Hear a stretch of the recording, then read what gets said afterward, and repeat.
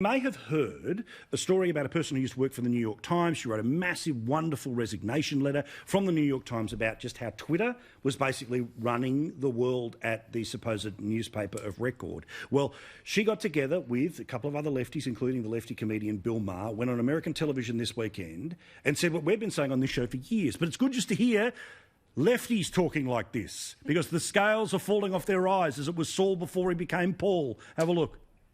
In order to do our job well, writers and editors, we need to have a level of bravery and thick skin and fearlessness. And when you are living in fear of an online mob, all it takes is a dozen people to repeat a lie about you, that you're a racist, that you're a transphobe, that you're a bigot, for that lie to become true. And that's extremely dangerous. But I don't want to live in a world where the views of half of the country can't be heard in the paper of record. And that's, I fear, where we're headed. It's a really good conversation, Liz. I'll post it up on our Facebook page. Is the penny going to drop here, or do you think that those that, again, simultaneously love Twitter yet work on taxpayer TV, love Twitter yet work for Channel 9 newspapers, they don't quite understand that as soon as they wobble, the mob ain't going to forgive them for past cuddles. They're going to still lop their head off as hard as if they were working in prime time here on Sky News. Yeah, no, I don't think the penny's going to drop here. And as she says in that video also, it's like cancel culture's accepted as long as it's aimed at the right people. Then it's all fine. Yeah. We saw this with the Harper's Bazaar letter a few weeks ago, and that's exactly what these 50 or more writers and artists and all the rest of it, some very notable, J.K. Rowling, Noam Chomsky, Margaret Atwood, all signing onto this thing saying, we can't do our jobs. There's no journalistic integrity anymore. We're too scared of being fired. And this lady that we just saw talking there, she was speaking up on behalf of her boss, who was fired from the New York Times, not even for something that he'd written, but for an op-ed he'd run by Senator Tom Cotton, who's allowing an elected Republican member of Parliament to write an opinion. Exactly. So this is say you ran a piece by Senator James Paterson and you get fired for it. Yeah. He wrote every word of it, but you right there. But this guy got fired for it. This is utterly ridiculous. Getting cancelled now for something you didn't even say. Yeah, I mean, again, Senator Paterson, those that, are part of the mob will think that here we are sort of having a fever dream amongst ourselves on the right as we sort of invent reasons to be concerned. Bullshit. Like, what is happening right now is self-appointed guardians of the culture are deciding by broadening the definition and lowering the bar about who gets to play and who doesn't get to play. And fundamental to a democracy is letting somebody who you vehemently disagree with have a capacity to say it. So true, Paul. And I've got to give Bill Maher a bit of credit here. He is a doctrinaire leftist, but he is an old-style leftist in that he still believes in free speech. I went to see his show in New York many years ago with John Roskin when I was back at the IPA. And the first 3/4 of the show was about how George Bush was terrible and Republicans were evil and corporations are bad. But the last, third or quarter of the program was about the threat that Islamism posed to free speech, whether it's Salman Rushdie or the Muhammad cartoons, and why comedians and writers and people like him were against that and would fight that. And the audience, which had been lapping it up until that point, turned quite cold. I don't think it was a great business strategy for him, but to his credit, he was telling a truth to an audience of his own that didn't really appreciate it.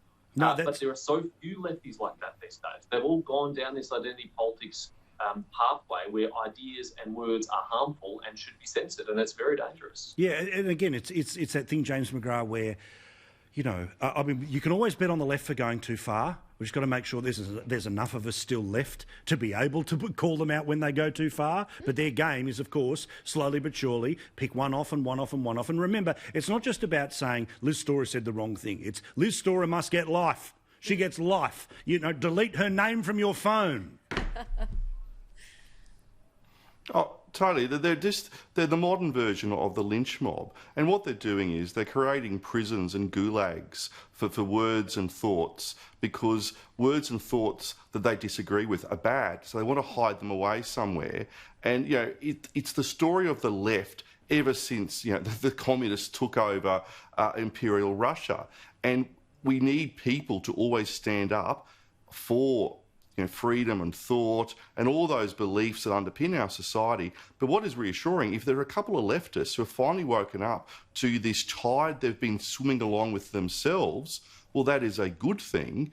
But if we didn't have programs like yours, we didn't have Sky, it would be the groupthink of the ABC. Correct. And the ABC is this monolith that doesn't believe in a diversity of views, but it believes in a diversity of left-wing views. But if you're not left-wing, well, you're not welcome on the ABC. Well, or if they do get you on, and you've all experienced this to one form or another, if you're on the panel, you're the one sitting at the far end next to the comedian who's rolling their eyes at everything you have to say, or the non-verbal cues that are being sent to the audience about how fringe and crazy, we get the game, all right?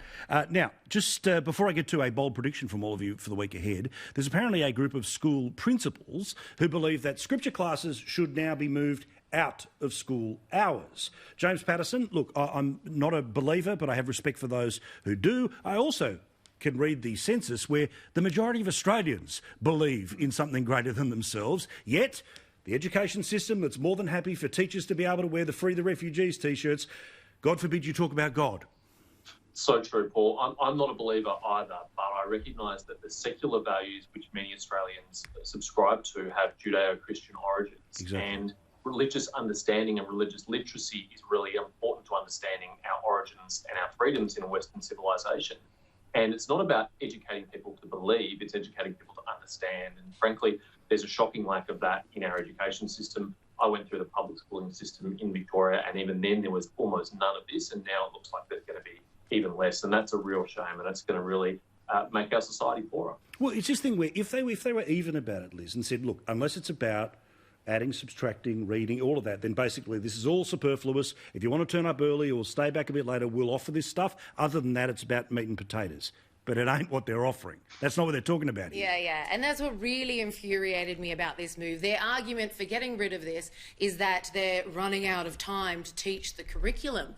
I'm like, if you're running out of time, how about you get rid of all this gender-bending fluidity rubbish that you're teaching our kids, all this climate alarmism that you're teaching our kids, teaching our kids that if you're white, you're guilty, and if you're black, you're a victim. I think if you just delete all that from your curriculum, you'll have more than enough time for 30 minutes, just 30 minutes a week for scripture teaching. And like you've already covered off, this is, they're founded on Judeo-Christian beliefs, and and which is what our country is founded on. And if someone has a problem with that, then facts don't care about your feelings. That's just history for you.